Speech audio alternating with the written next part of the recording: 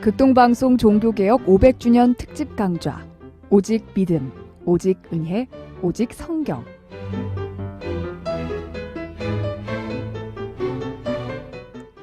종교개혁, 여러분은 어떻게 알고 계십니까?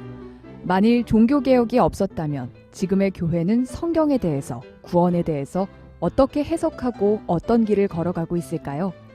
하나님의 절대주권으로 이끄셨던 1517년 제2의 출애굽, 기적의 사건 종교개혁 1편 종교개혁의 시작과 의미, 2편 종교개혁의 과정에 이어 마지막 세 번째 시간 종교개혁과 우리 시대의 과제로 함께 하시겠습니다. 이 시간 강사로는 기독신문 논설위원으로 섬겼으며 현 호남 기독신문 주필이신 목포 세안교회 전임은 목사님입니다.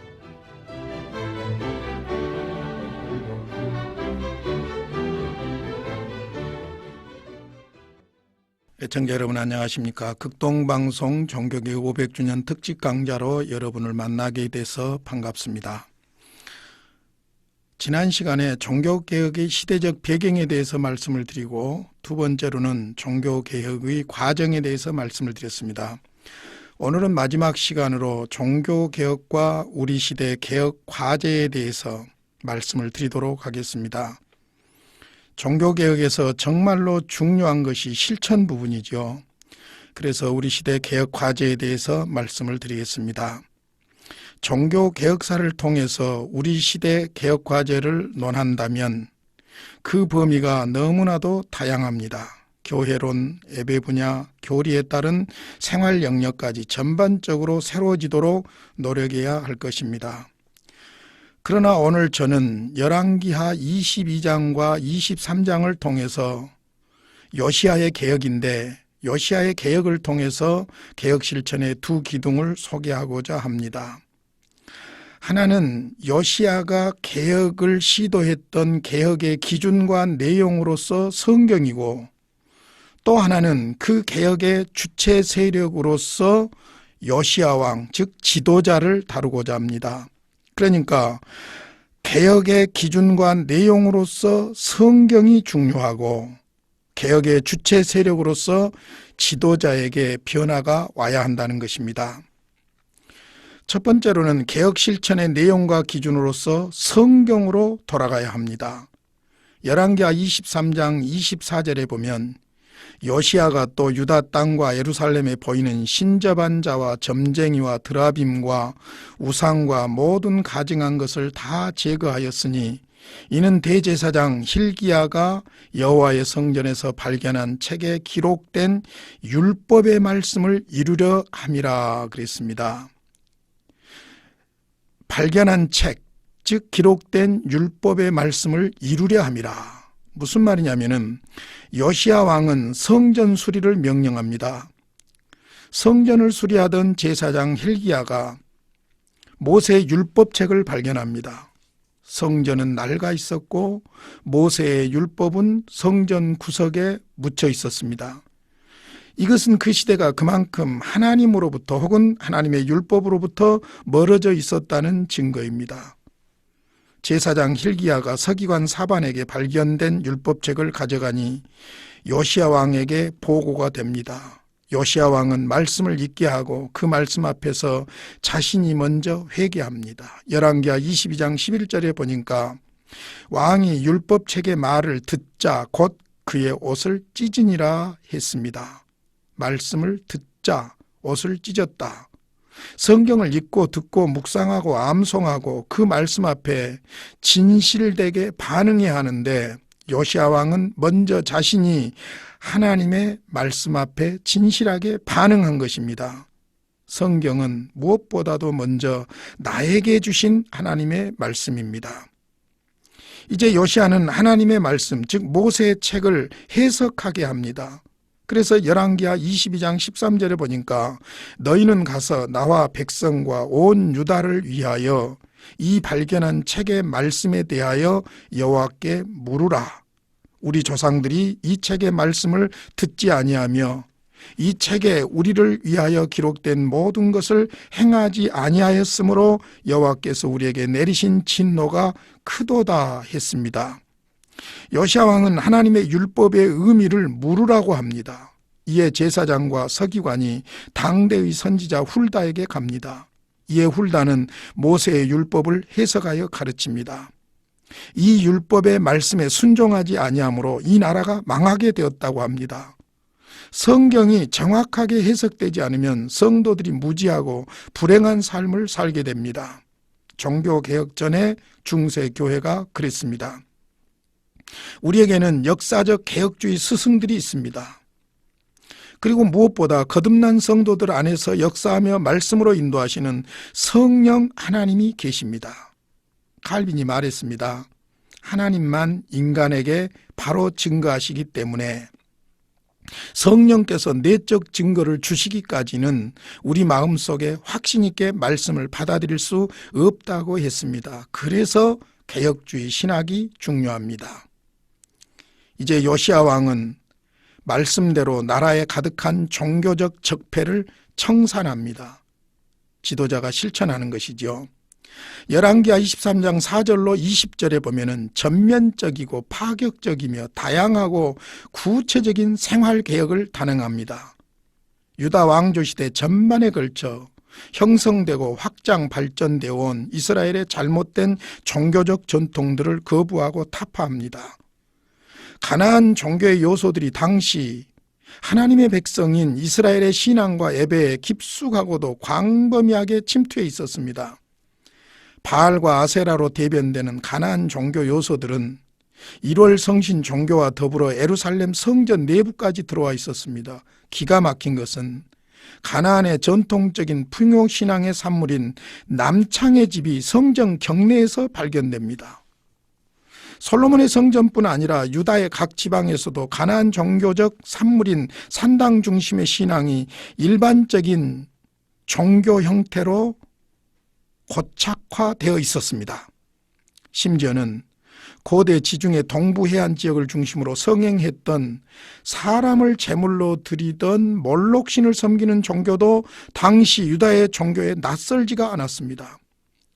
이런 종교를 모세의 율법대로 회복한 것입니다. 하나님의 말씀대로 회복한 것입니다. 개혁의 기준과 내용이 모세 율법, 하나님의 말씀이었다는 이야기입니다. 개혁 실천의 내용과 기준이 바로 성경입니다. 웨스트민스터 장로의 신조 1조를 기억하십시오. 신구약 성경은 하나님의 말씀이니 신앙과 본문에 대하여 정확무오한 유일의 법칙이라고 했습니다. 웨스트민스터 대요리 문답 3문에 보면 하나님의 말씀은 무엇인가? 답입니다. 신구약 성경이 하나님의 말씀이며 신앙과 행위의 유일한 법칙이라고 했습니다. 신앙과 행위의 유일한 법칙입니다. 계속해서 웨스트민스터 대요리 문답 제5문입니다. 성경은 주로 무엇을 가르치는가? 답입니다. 성경은 주로 사람이 하나님께 대하여 어떻게 믿을 것과 하나님께서 요구하시는 의무가 무엇임을 가르친다. 사람이 하나님께 대하여 어떻게 믿을까? 그리고 하나님께서 요구하신 의미가 무엇인가? 그것을 성경이 가르친다는 것입니다. 그렇습니다. 우리의 신앙과 삶의 유일한 규범, 기준은 하나님의 말씀, 성경입니다. 그러므로 하나님의 말씀을 사랑하고 그 말씀이 우리의 양심과 생각을 다스리게 해야 합니다. 하나님의 말씀에 따라 우리의 생각과 태도를 바꾸어 가야 합니다. 우리 신앙생활에서 비성경적인 요소들을 구석구석 하나하나 이것이 아니다 깨달으면 고쳐가야 합니다. 우리가 세상 이치를 다 이해 못해도 인간 도리를 다 몰라도 중요한 것은 성경을 사랑하고 그 말씀대로 실천하려는 의지와 함께 순종해 간다면 신명기적인 사관으로 보면 삶의 전반에서 분명히 복받는 삶을 살게 될 것입니다. 그러므로 개혁에 있어서 아주 중요한 기둥은 그때나 지금이나 성경으로 돌아가는 겁니다.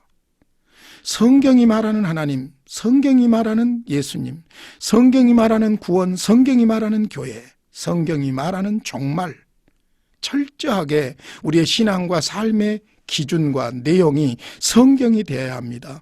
성경적으로 예배해야 우상 숭배가 되지를 않습니다. 그러므로 개혁의 첫 번째 기둥은 당시에 루터나 칼빈이 성경으로 돌아갔던 것처럼 철저하게 우리의 신앙과 삶의 기준과 내용이 성경이 되어야 합니다.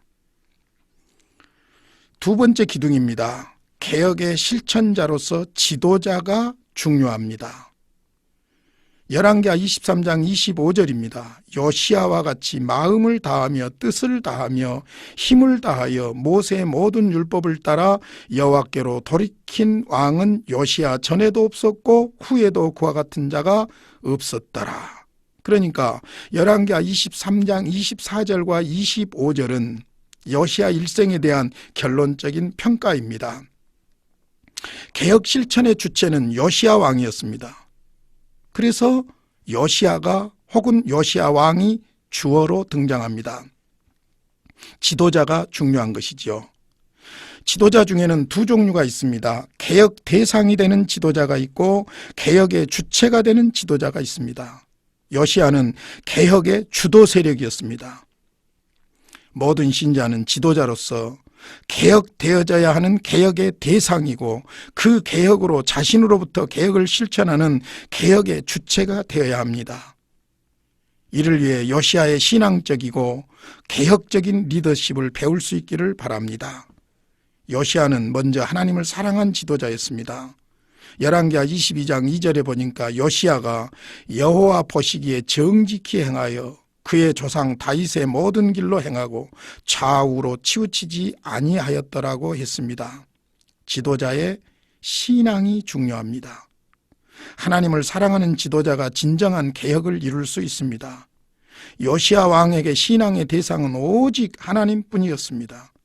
그의 사역의 목표는 24절 말씀처럼 여호와의 성전에서 발견한 책에 기록된 율법의 말씀을 이루려고 했습니다. 하나님을 사랑하는 신앙은 하나님의 말씀을 순종하는 신앙입니다. 신앙의 기준과 내용이 여호와의 성전에서 발견한 책에 기록된 율법의 말씀이었습니다. 이런 하나님 중심의 말씀 신앙이 없이는 당대 우상 숭배가 민속 신앙처럼 번져 있는 백성의 종교를 개혁할 수가 없었습니다. 옛날이나 지금이나 정치란 백성들의 여론과 인기를 먹고 살기 때문에 가파르게 우상으로 망해가는 유다의 운명 앞에서 요시야의 개혁은 인간적으로 보면 무모한 짓이었습니다. 그러나 그는 실천했습니다. 그 저력이 말씀 중심의 신앙 때문이었고 진심으로 하나님을 사랑하는 신앙 때문이었습니다. 그렇습니다. 정말로 지도자가 중요합니다. 지도자가 개혁되어야 합니다. 이스라엘 역사의 흥망의 1차적인 책임은 왕들이었습니다. 일방적으로 긍정적인 평가를 받고 있는 유다의 열왕들도 결국은 산당을 다 패하지는 못했습니다. 종교의 타락과 나라의 멸망에 대한 책임 누가 뭐라고 해도 왕을 유시한 지도자들이었습니다. 칼빈의 기독교 강요 1장과 8장 9장에 보면 당시 제사장들의 직무유기를 칼빈은 지적하고 있습니다. 모세의 율법이 성전에서 우연히 발견된 것은 당시의 제사장들이 마땅히 담당해야 할 모세 율법을 가르치는 직무를 소홀히 한 결과라는 이야기입니다. 중세 천년의 기독교의 부패도 지도자 때문이었습니다. 이 부분에 대해서는 첫 번째 시간에 교황들의 예를 들어서 말씀을 드렸습니다. 회중이 성경에 무지한 것도 교회를 책임지고 있는 지도자들의 책임입니다. 당대 지도자들은 자신들의 타락은 고사하고 교회의 정책과 운영의 책임자들로서 그 책임을 면할 길이 없습니다. 그들은 영적 우민 정책으로 기독교를 성경이 아닌 미신 종교로 전락시킨 장본인으로서 역사적인 책임이 있는 것입니다.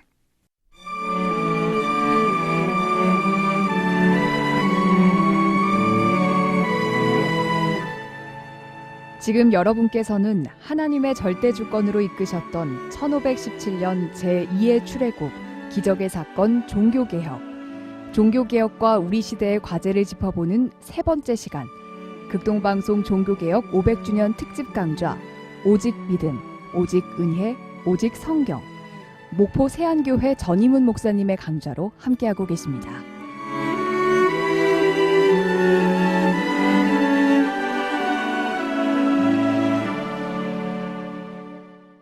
우리 솔직해집시다.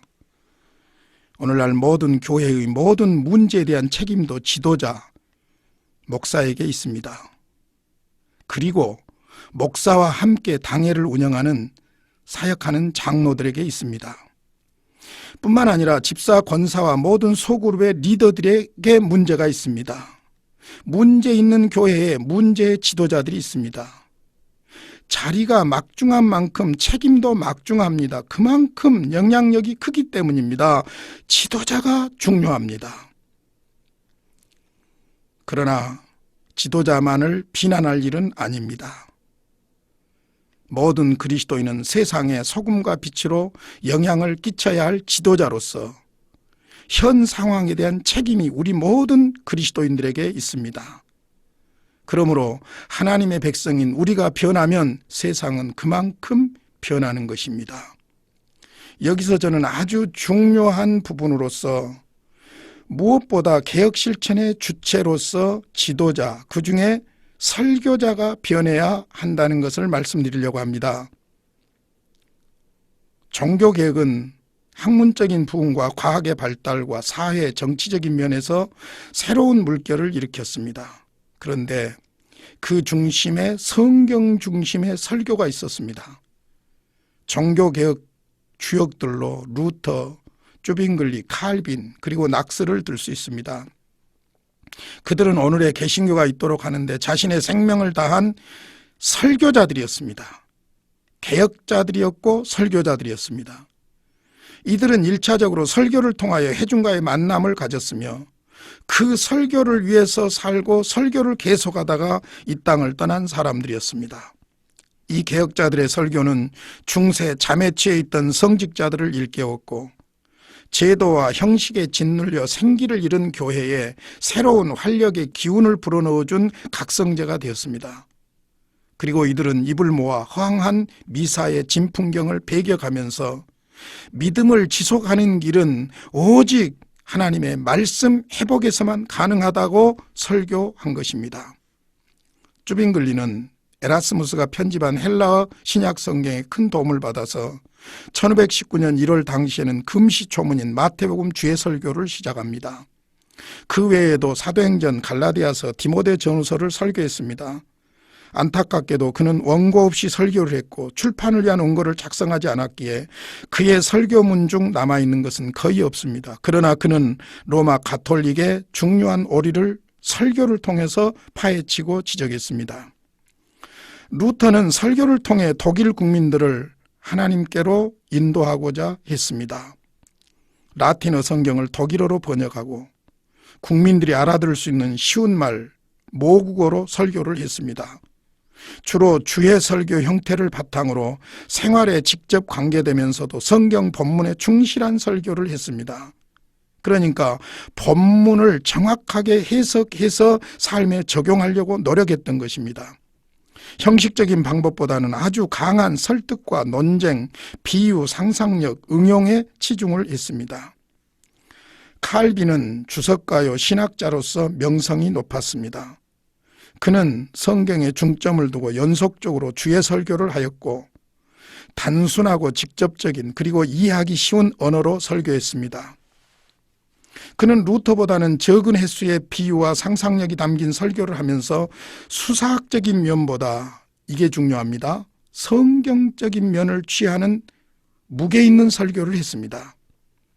칼빈의 기독교 강요는 개혁신학의 교과서이고 그의 주석서는 성경 해석의 모델입니다.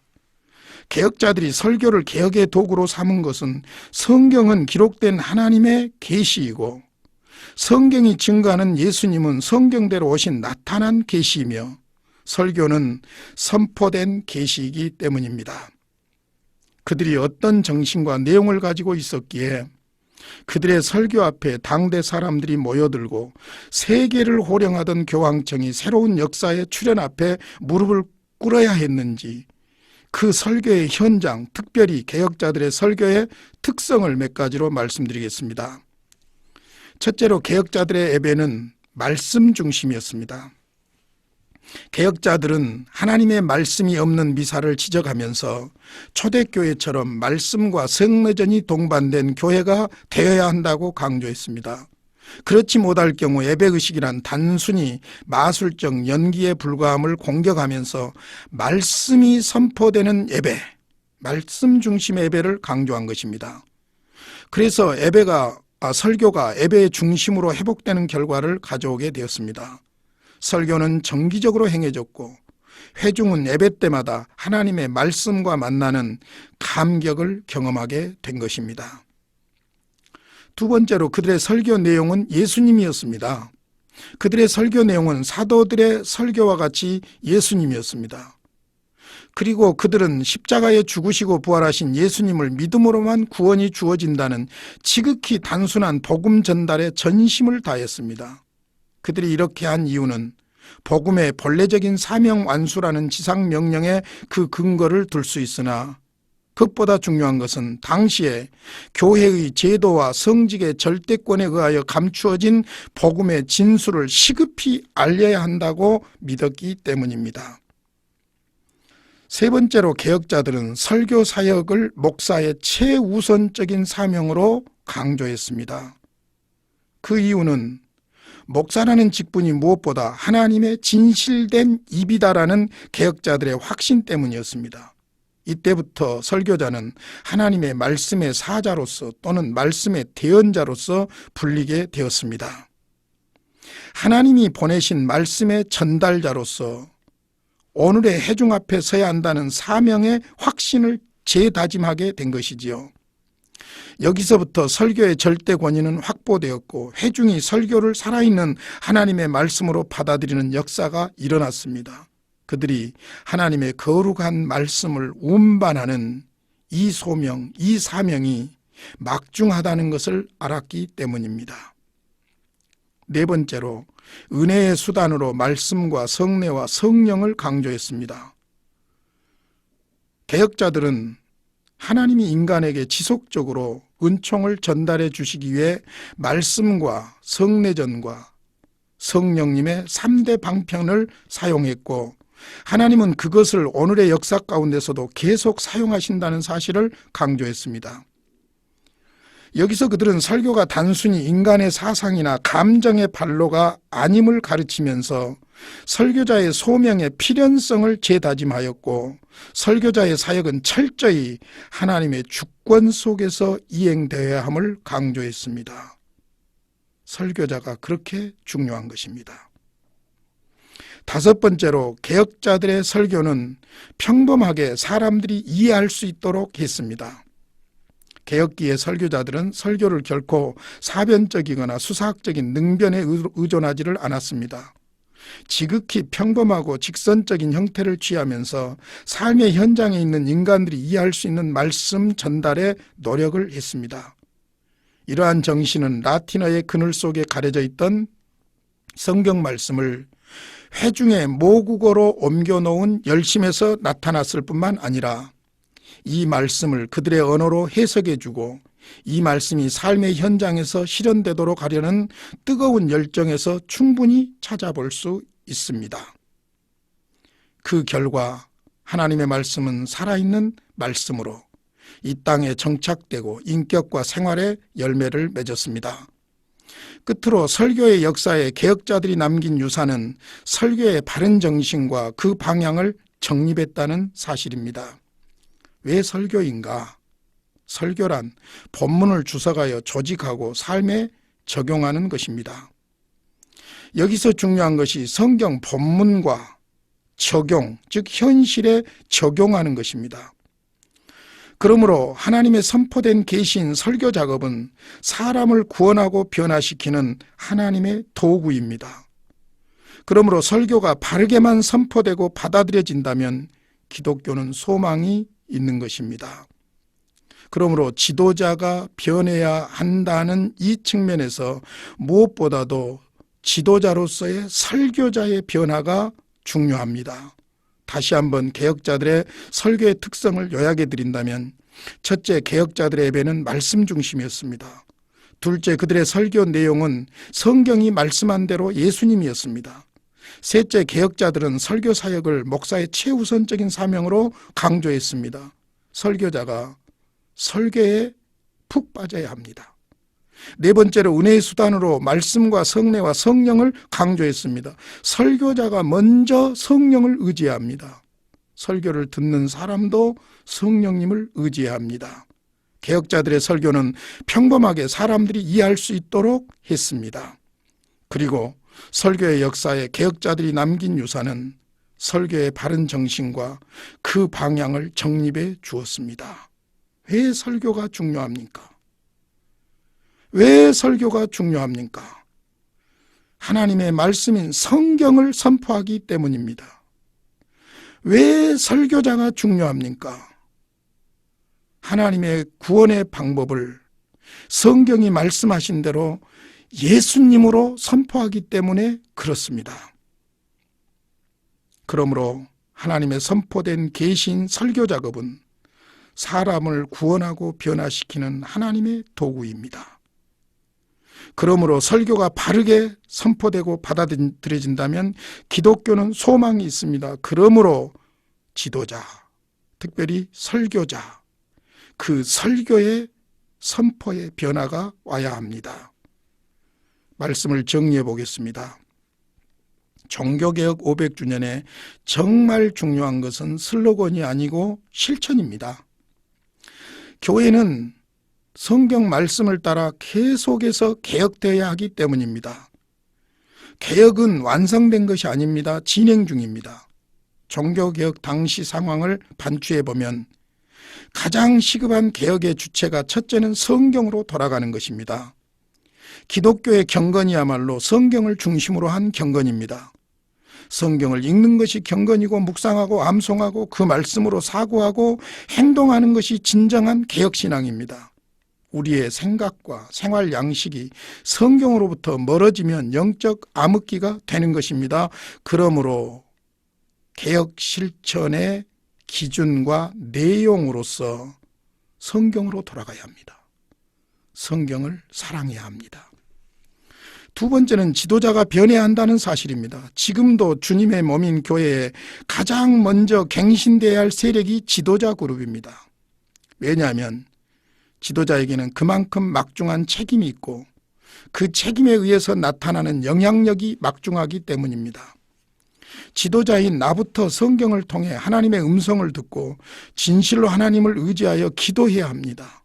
그러나 개혁은 누구를 비난하는 것이 아니라 나부터 새로워지는 것입니다.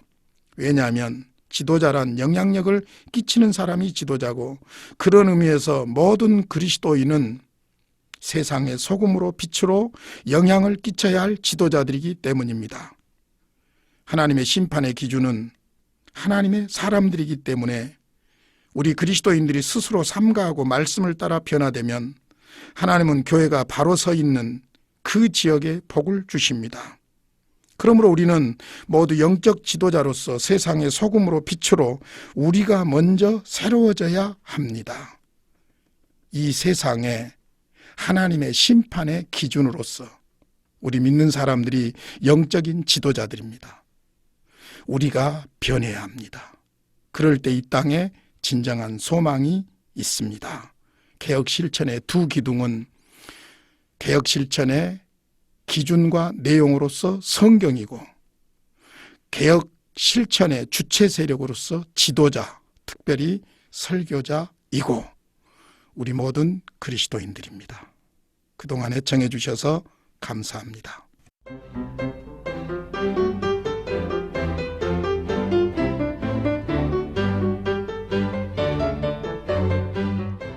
지금까지 기독신문 논설위원으로 섬겼으며 현 호남 기독신문 주필이신 목포 세안교회 전임훈 목사님이었습니다. 극동방송 종교개혁 500주년 특집 강좌 오직 믿음, 오직 은혜, 오직 성경. 하나님의 절대주권으로 이끄셨던 1517년 제2의 출애굽 기적의 사건 종교개혁 1편 종교개혁의 시작과 의미 2편 종교개혁의 과정에 이어 마지막 세 번째 시간 종교개혁과 우리 시대의 과제로 함께 하셨습니다. 기획 제작 김보성, 구성 신동영, 문예정, 박세나였습니다.